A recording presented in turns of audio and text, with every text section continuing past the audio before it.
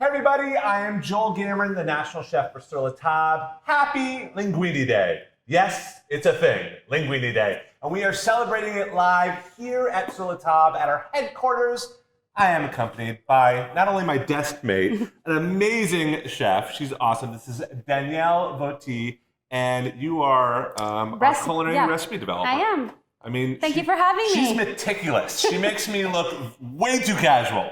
So, because you're kind of a baker by trade. I am. I'm a pastry chef by trade. Yeah, but you make some bomb pasta. Thank you. So today, celebrating the linguine, we're going to talk about two different machines, both made by Mercato, right? This is the Mercato Pasta Fresca. Yep. And this is the Mercato Atlas 150. This is the one I have at home. I have that one at home too. But you're geeking out over that. I am geeking out over this one. So we're going to show you guys kind of the pluses and minuses, all the different things, and we're going to start, because it's pasta, with the dough. Which, by the way, if you have eggs and flour at home, you can make pasta. That's true. It's cheap. And we both studied in Italy. We did. Were you in Florence? I was in Florence.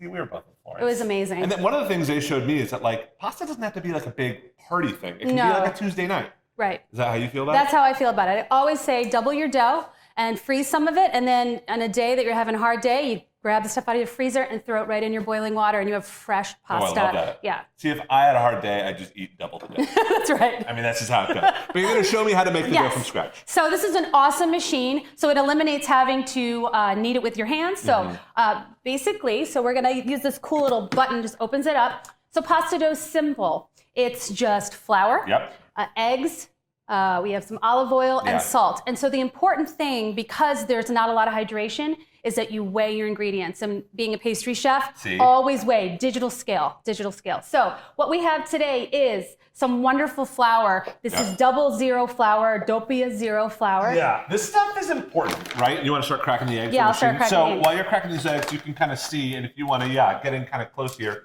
So we sell this flour at Sur La Table. It's got more protein, which means it got some more tooth to it, right? It gets al dente. If you don't have this, you can use AP all-purpose flour. Yeah, AP works great. AP works great, but this works even better. Yes, it does. All right, so eggs are in? Eggs are in, and then we're gonna put in our doppia 0 flour. It goes right into the machine. And the great thing about this flour is that it's really finely ground, so it's super soft. It also works really well for pizza dough. Dare I say it's supple? It's totally supple. The other great thing about this dough is this machine is that you can make pizza dough out of it. So wait, for real? Yeah. You can make pizza dough in this? Totally. Yep. Okay. So it's all Italian all the time in your machine. So eggs, flour in. Yeah, we got a pinch of salt, and we've got some olive oil. I'm gonna measure my olive oil because, like I said, the hydration is pretty limited in your dough. So you want to be pretty careful about how much olive oil you're using. So it's a tablespoon for our Sur La Table recipe. Put that in. Yeah. Close the window. Close the window. And on we go. On we go. So, and we can kill it because you guys get the idea. I mean, in about 5 minutes, 3 minutes, 5 minutes, you have a dough, right? Yep. And it looks like this. You want to let it set, right? Yeah, you always want to let your dough sit. We want to relax the gluten. Yeah. The gluten's great. It gives us structure. We need it so everything isn't falling apart. But we want the gluten to relax so we can actually put it through our extruders and shape it. I just had a baby. This legitimately feels like my baby's butt. This is how smooth this looks. It's beautiful. Do not roll your pasta until it looks that smooth. So we've made the dough. We made the dough. And honestly, the entire dough process should take 15, 20 minutes. Yeah, that's with it. Resting. With resting, correct. Yeah. So now I'm going to show you how I was taught to roll it out. But every chef I know in the entire world was taught a different way on how to roll out pasta. So there's no right way to do it, right? So we had ours in plastic wrap because if you don't, it dries out really, really fast. Again, hydration. Watch your hydration. Watch your hydration. I throw a little flour on top. And then if you get in kind of close here, Eric, if you can kind of zoom in, if you guys can see, there's a dial on the end of this one, right? Is there a dial? This comes with the actual rollout. Yes, it does. And there is a dial on that one as well. So I start on 0 and I roll it through, right? Until you have one sheet like that. And then I fold it. Book fold. Is this how you do it? It is. That's just how you do a croissant dough. Yes, exactly. So you just kind of do this 4 times on 0, right? Fold, flour, fold. And you're kind of kneading the dough. Yeah, you are. Right? You're making it stronger. You're going to see it's going to look lighter, more velvety, more luscious, and more like pasta. I love this. Yeah, it feels great. Great dough. This is like a fun date night. You've got kids. Totally, yes. You can do it with your kids. It is a little messy. It is a messy thing to do, but it is so fun. Come on. Yeah, totally. That's what makes pasta fun. So that's 4 times through. Beautiful. Cool. And then I skip You do? Oh my God. See, she's the pastry chef and I'm the savory guy. I go to 4. Wow. You go to 2, don't you? No, I go right. Yeah, I Go do. up the ladder. I just skipped a 4. So 4 gets you. That's like a savory chef right there. I mean, come on.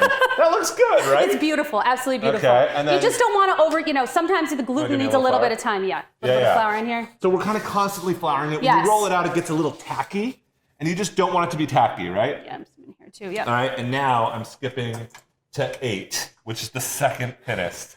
You're not loving this. No, I'm not loving it. It's bothering me a little bit. Great. So there is a 9 on the actual machine itself. 9 I usually typically save for ravioli. Yeah. Because ravioli, you roll it on itself. Right, it's a double sheet, so it's beautiful. Isn't this gorgeous? It's gorgeous. It's like the most beautiful scarf of all time. Grab okay. that. Yep. And if you want to hold that side, just to show people how long this is.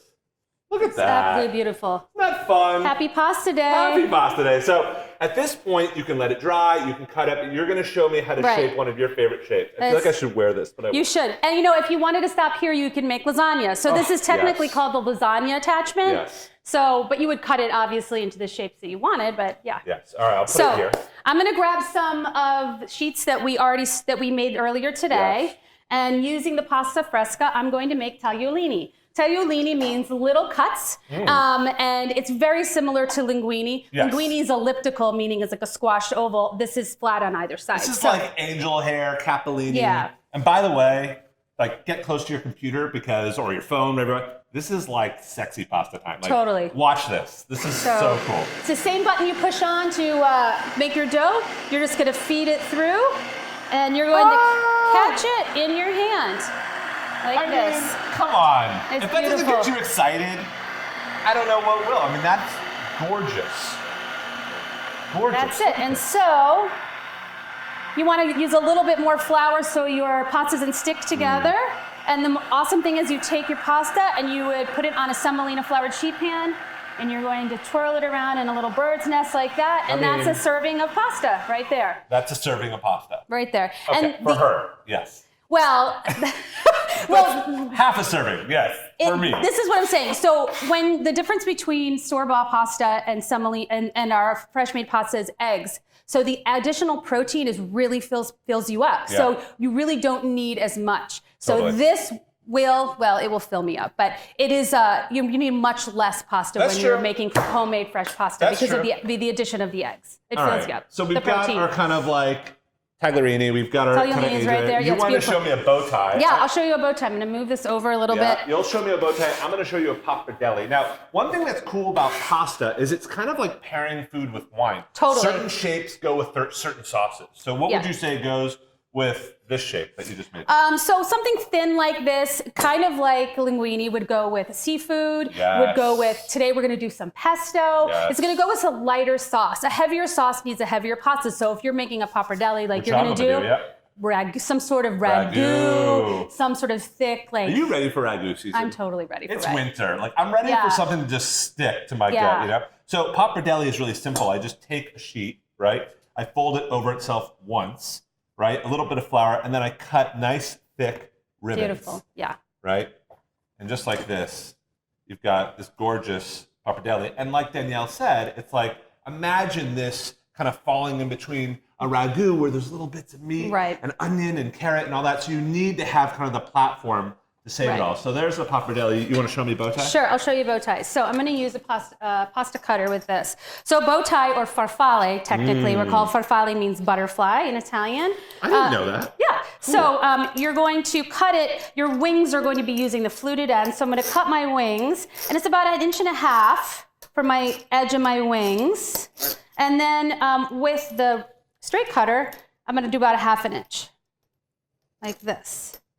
Even you're being rustic with this. Yes, this is super rustic. So to form a farfalle, you're going to fold halfway in and then fold it back and squeeze super tight, and you have a beautiful little farfalle. You see that there? Can we talk about how good yours look and how not mine? Well, I'm also a teacher in the culinary program, so I teach this class quite a bit. Touche.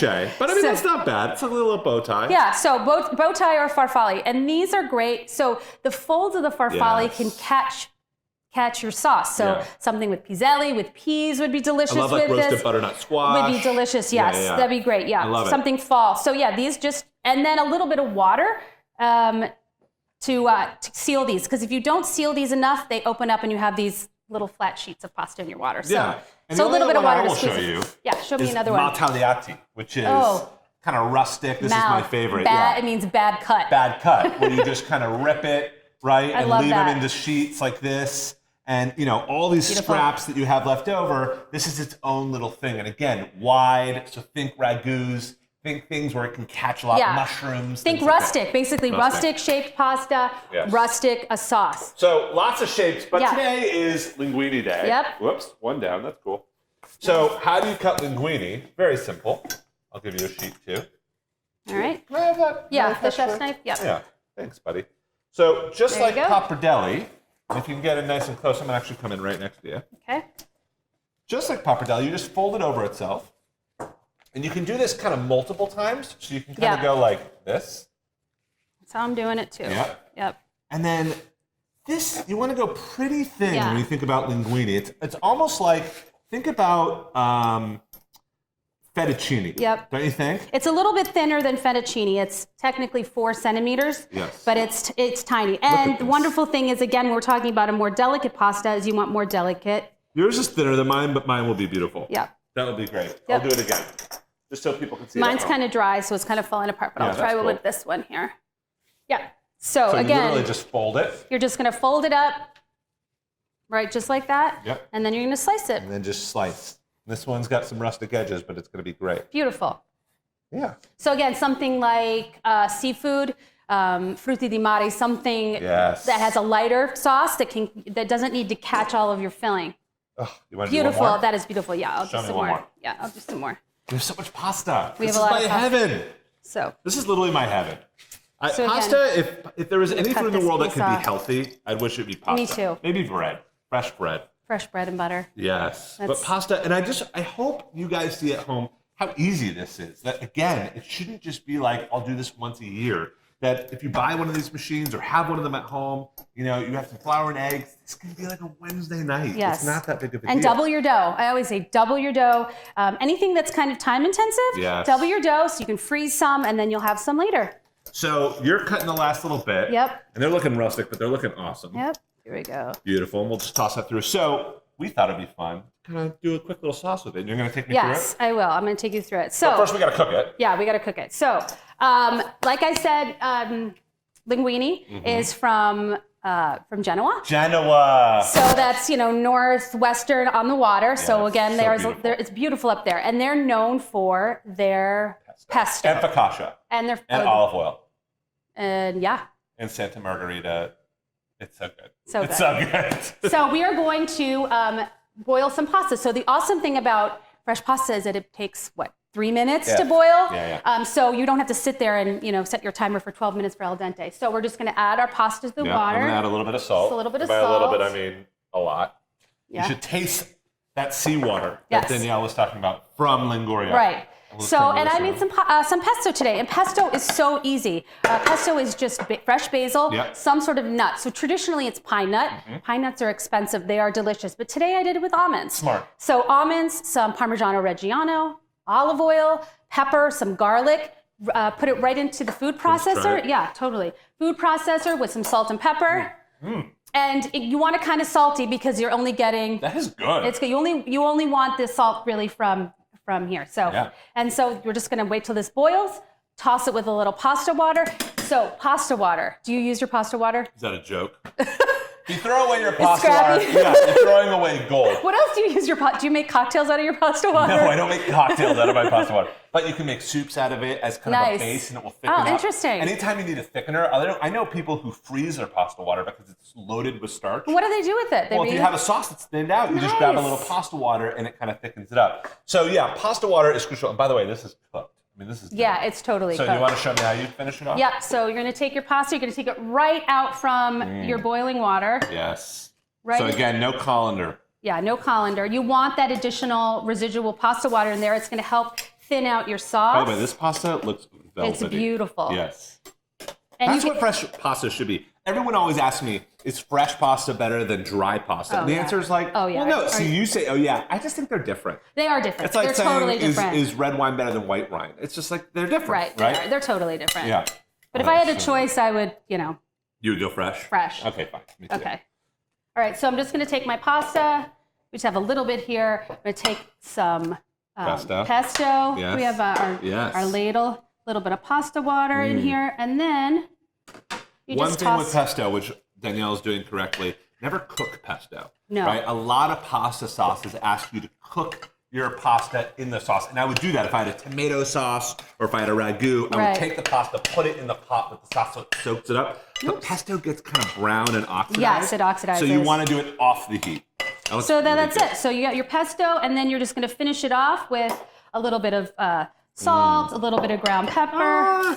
This is so good. And then can you grab my basil over there? Yes. And then you never want to garnish with anything that isn't in your pasta. So we got some fresh basil. You could do some almond over the top. Great. There you go. Wait, I love how big this bowl is, but wait. What about some Parmesan? Oh, sorry. Yeah. Come on. Don't go blasphemy on me. By the way, when you buy Parmesan at home, look for the real blocks. Right. Do not get that tennis ball can sawdust. Sawdust. It's so bad. And it's just like you work so hard on this pasta.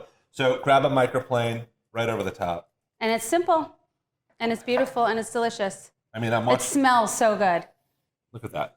Yeah, That's it's incredible. so good.